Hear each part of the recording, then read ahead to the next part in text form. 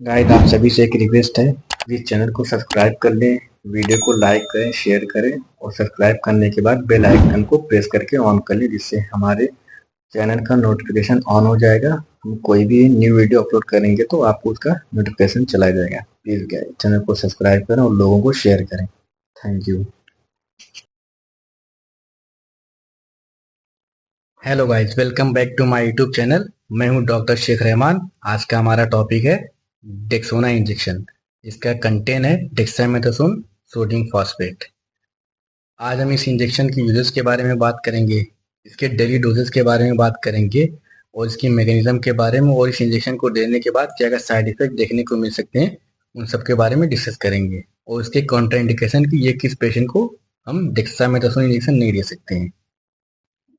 चलिए अब हम अपने टॉपिक को शुरू करते हैं। Dexona injection. Dexona is a class of medication called steroid. ये एक तरीके का स्टेरॉइड होता है। Medicine medicine include dexamethasone is a glucocorticoid medication, mainly steroid. ये ग्लूकोकॉर्टिकॉइड एक क्लास का स्टेरॉइड है जिसके अंदर डेक्सामेथासोन पाया जाता है। डेक्सोना एक ब्रांड नेम है और उसके अंदर जो कंटेंट पाया जाता है वो डेक्सामेथासोन है। It is used in the treatment of various disease and conditions such as inflammatory and autoimmune। एक तरीके का एंटी इन्फ्लामेटरी इंजेक्शन है जो कि जहाँ पे बॉडी में कहीं सूजन हो जाती है, ऑटो इम्यून डिजीज होती है जैसे कि अर्थराइटिस वगैरह हो गया या गाउट वगैरह हो गया, उनमें बहुत ही अच्छा इसका रिजल्ट मिलता है। Where inflammation is mainly occurs, जहाँ पर इन्फ्लामेशन पाया जाता है उस कंडीशन में बहुत ही अच्छा इसका रिजल्ट है। This medicine give you relief from swelling, redness and pain by preventing the release of substances that cause inflammation।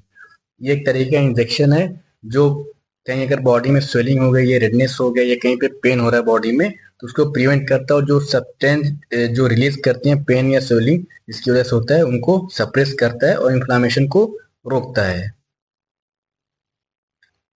अब हम डेक्सोना इंजेक्शन के बेसिक यूज के बारे में देखते हैं। ये एलर्जी में इस्तेमाल किया जाता है, ब्रीथिंग प्रॉब्लम से, यानी किसी को ब्रेथलेसनेस वगैरह हो गई है, अर्थराइटिस में इसका इस्तेमाल किया जाता है, रेमेटिक प्रॉब्लम्स में अगर किसी को रेमेटिक डिजीज हो गई है, ए नंबर ऑफ स्किन डिजीज, जितनी भी टाइप की स्किन डिजीज होती हैं उनमें इस इंजेक्शन का इस्तेमाल किया जाता है। सीवियर एलर्जीज, देखा होगा आपने बहुत से लोगों को कभी कभी बॉडी में चकत्ते पड़ जाते हैं, अर्टिकेरिया हो जाता है, रेशेस हो जाते हैं, तो उस कंडीशन में भी इस इंजेक्शन का इस्तेमाल किया जाता है। अस्थमा के पेशेंट में इसका इस्तेमाल किया जाता है। सीओपीडी यानी क्रोनिक ऑब्स्ट्रक्टिव लंग डिजीज में भी इस इंजेक्शन का इस्तेमाल किया जाता है। इसके अलावा कोविड-19 के पेशेंट जो थे उस टाइम भी इस इंजेक्शन का बहुत ही अच्छा रिजल्ट देखने को मिलता था।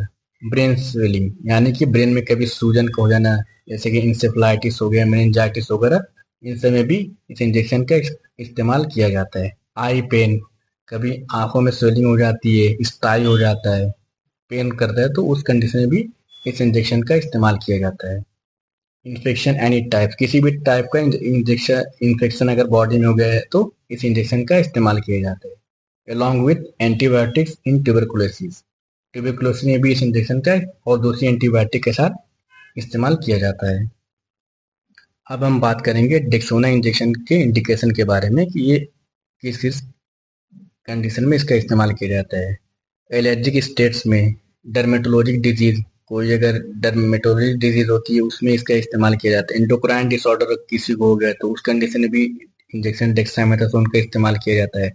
गैस्ट्रो इंटेस्टाइनल डिजीज में, जीआईटी ट्रैक की कोई सी भी डिजीज होगी उसमें भी इसका इस्तेमाल किया जाता है। हिमेटोलॉजिक डिसऑर्डर में, ब्लड से रिलेटेड कोई बीमारी होगी तो उसमें इस इंजेक्शन का इस्तेमाल किया जाता है। न्यूप्लास्टिक डिजीज में, नर्वस सिस्टम डिसऑर्डर में, ऑप्थेल्मिक डिजीज में, यानी कि आंखों की किसी बीमारी में भी इसका इस्तेमाल किया जाता है। रीनल डिजीज में, रेस्पिरेटरी डिजीज जैसे कि सीओपीडी वगैरह, क्रोनिक ऑब्स्ट्रक्टिव लंग डिजीज वगैरह हो गई, यानी कि लंग्स में कभी इन्फेक्शन हो गया या स्वेलिंग हो गई उस कंडीशन में, या फिर पेशेंट को सांस लेने में दिक्कत हो रही है, ब्रेथलेसनेस की प्रॉब्लम हो रही है, तो उस कंडीशन में भी इंजेक्शन डेक्सामेथासोन का इस्तेमाल किया जाता है। रेमेटिक डिसऑर्डर हो गया है, यानी बोन एंड जॉइंट की डिजीज हो गई।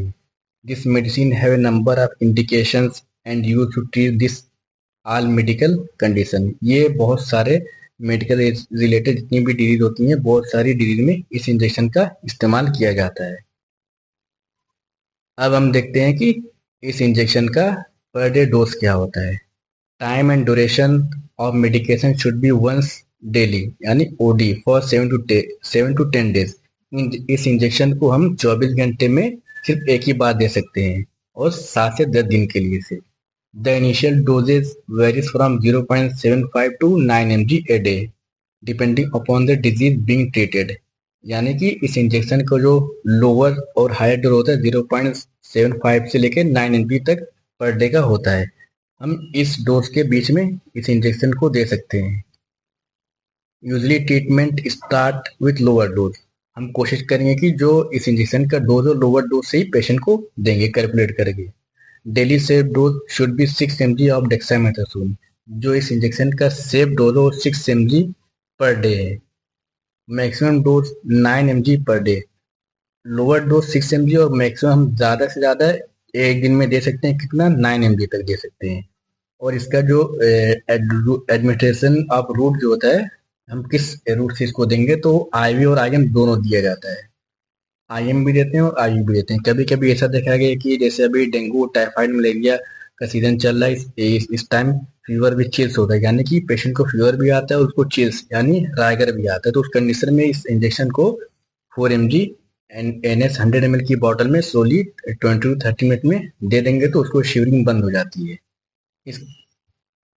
इन सारी कंडीशन में डेक्सामेथासोन का बहुत ही अच्छा रिजल्ट देखने को मिलता है फीवर वगैरह में।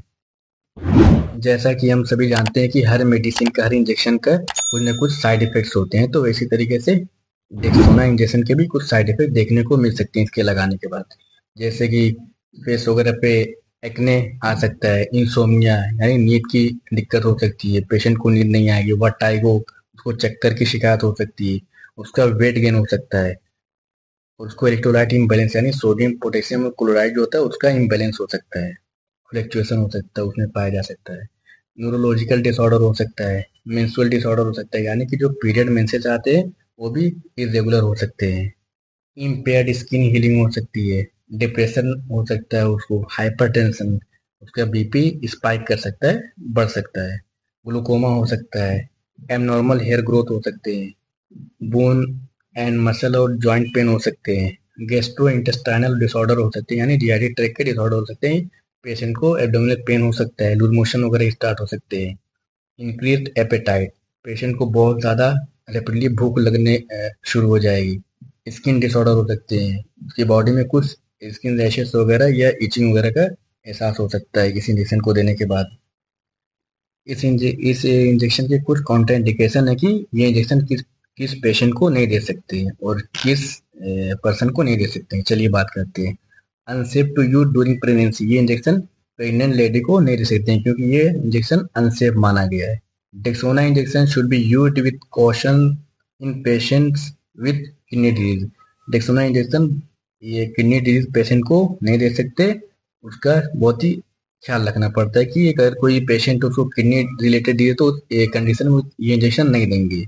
हाइपर सेंसिटिविटी टू डेक्सामेथासोन, अगर कोई पेशेंट उसको डेक्सामेथासोन से हाइपर सेंसिटिविटी है तो या एलर्जी है तो उस कंडीशन में उस पेशेंट को डेक्सामेथासोन नहीं देंगे। एक्टिव अनट्रीटेड ट्यूबरक्लोसिस और इनएक्टिव ट्यूबरक्लोसिस, अगर कोई पेशेंट है उसको ट्यूबरक्लोसिस से एक्टिव अनट्रीटेड उसका इलाज नहीं करवाया या फिर इनएक्टिव ट्यूबरक्लोसिस है तो उस कंडीशन में भी ये डेक्सामेथासोन इंजेक्शन अवॉइड करेंगे, नहीं देंगे। Herpes simplex infection of the eye, अगर किसी को हर्पिस सिम्प्लेक्स है उसकी आई में तो उस कंडीशन में भी डेक्सामेथासोन इंजेक्शन नहीं इस्तेमाल करेंगे। An infection due to a fungus, अगर कोई पेशेंट उसको एलर्जिक डिजीज है जैसे कि फंगस वगैरह है तो उस कंडीशन में भी डेक्सामेथासोन का इस्तेमाल नहीं करेंगे। ऐसा करने से फंगस का जो इंक्रीमेंट हो सकता है और ज़्यादा फैल सकता है।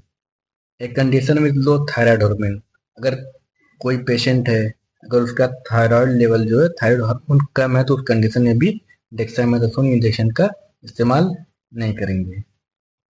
यहाँ पे हमारा डेक्सामेथासोन इंजेक्शन का टॉपिक ख़त्म होता है। हम मिलेंगे अपनी नेक्स्ट वीडियो में नए टॉपिक के साथ। अगर आप लोग अभी चैनल पर नए हैं तो चैनल को सब्सक्राइब कर दें, वीडियो को लाइक करें, शेयर करें और बेल आइकन को प्रेस कर लें जिससे हमारी न्यू वीडियो का नोटिफिकेशन आपको वीडियो डालते ही मिल जाए।